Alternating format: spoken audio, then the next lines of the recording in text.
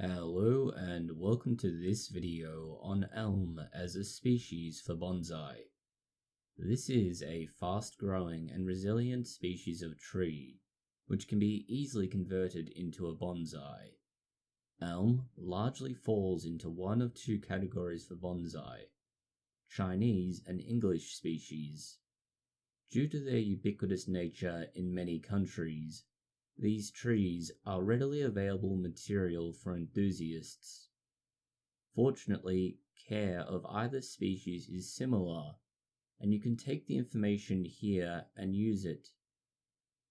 The corky, rough appearance of elm is ideal for bonsai as it can quickly achieve this.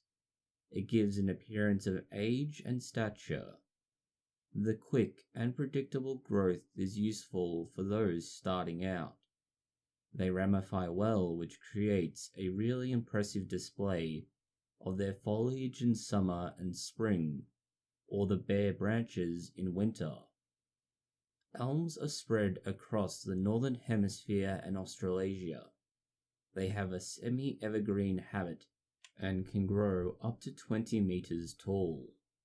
They have a very distinctive dark brown bark that turns to fissured and corky shape when mature. The new leaves are light and bright green. The older leaves are a dark, almost olive color. They are often oval shaped with a serrated edge that over time becomes tiny. When you plant your trees out, it requires a rich, well-draining soil with plenty of inorganic matter to ensure that the plant does not become waterlogged. This is why you should water the tree, but only enough to keep it moist. It does not like having wet feet. A new tree that hasn't been trained very much yet only needs to be fertilized every 3 months, but never when the branches are bare. As the tree develops and becomes more compact and established, you need to increase the frequency of fertilizing.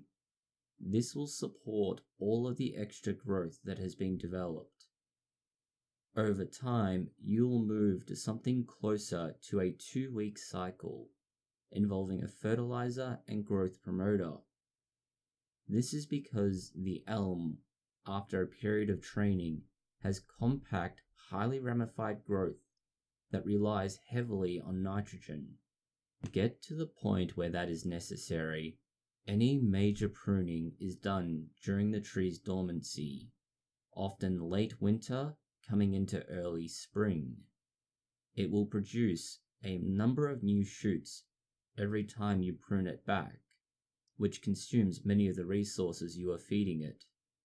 It will respond well to leaf reduction methods, and it is especially responsive to leaf pruning multiple times throughout summer and late spring.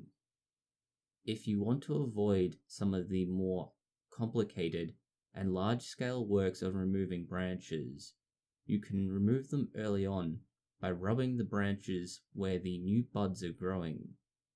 If you want thicker growth, sacrifice branches are very effective with elms as a whole species. Your elm can be wired at all times throughout the year, but you should only work on those branches that have become at least somewhat woody. The new, soft branches are liable to break as they are sapwood and brittle. Your elm can often tolerate just about anything you want to throw at it if you live in a temperate environment. This means full sun in spring, but some protection in both winter and summer. During summer, the heat will damage the leaves and trees. In winter, it is frost you need to worry about. Frost can damage the nodes and buds needed for new leaves to come out in spring.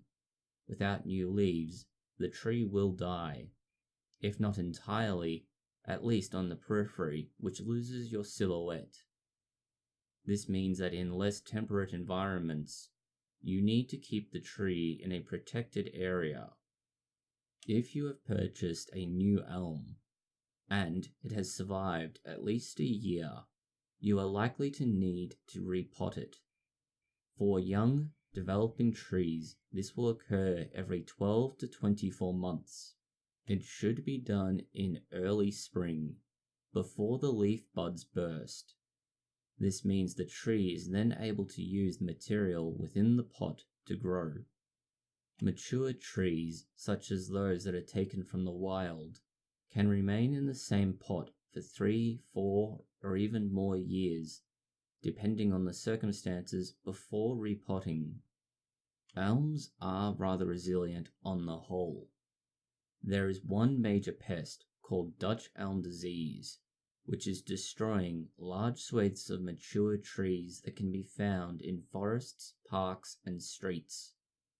There are some new cultivars which are resistant to Dutch elm disease, but the alternative is quarantine and very careful attention while you try and keep your tree alive.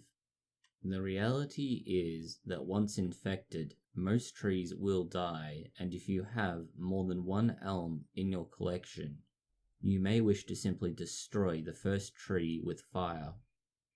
This resilience is countered by the fact that everything does like to eat the elm's soft, young leaves. Use white oil or pyrethrum to clear these out. In summary, this tree will tolerate anything you can throw at it as a beginner. The elm is ideal for beginners because their branches can be pruned all year, and doing well when you allow the new shoots to develop. This means you can have many attempts at practicing with this tree each year. It satisfies the need for a beginner to do something with their tree and see results from their actions. Thank you for watching this video. If you found it interesting, consider liking, sharing, and subscribing. Please post any comments, questions, or suggestions below.